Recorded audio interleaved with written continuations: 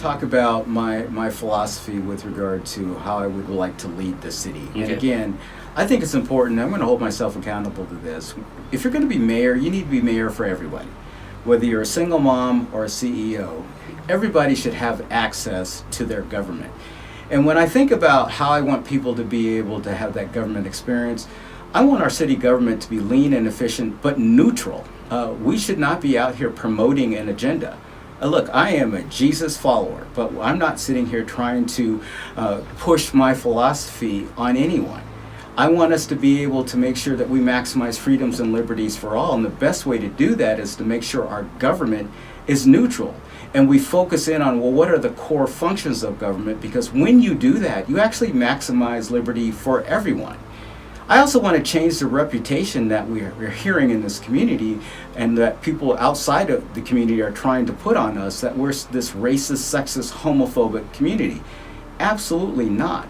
I'm a living example of the fact that God has placed people in my life, and the people here in this community absolutely put their arms around me, and I credit God and also the people around here for the place I'm in at this point in time. Absolutely. And even looking at the 12 candidates running for mayor, this is one of the more diverse candidate slates that I think the city has ever seen, and it's really reflecting that those old school concepts about Colorado Springs are quickly kind of staying in the past. And they should be.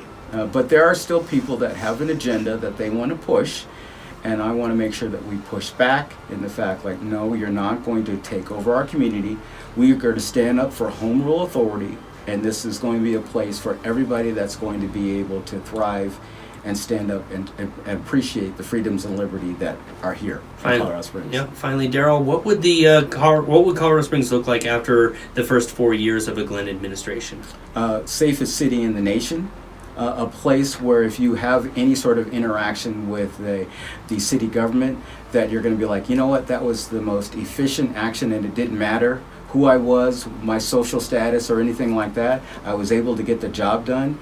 When you're actually looking at your property, you're going to be able to say, Colorado Springs, they've got policies in place that allow me to maximize the use of my property, allow me to maximize the use of my business, that if I needed a license, it was a very smooth and efficient process, and that they gave me maximum flexibility to be able to do that.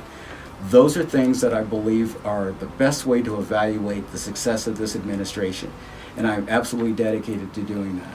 Perfect. Daryl, if anyone wants to get more information, again, about you, about different policies, or even catch up with the campaign, maybe get involved, what's the best way to do so? I always tell people, please go to Daryl Glenn for Colorado. That's Daryl Glenn, the number 4, Colorado. I spend a lot of time out talking to people, and I really pride myself on the number of videos that we can go into detail with regard to some of my policy issues.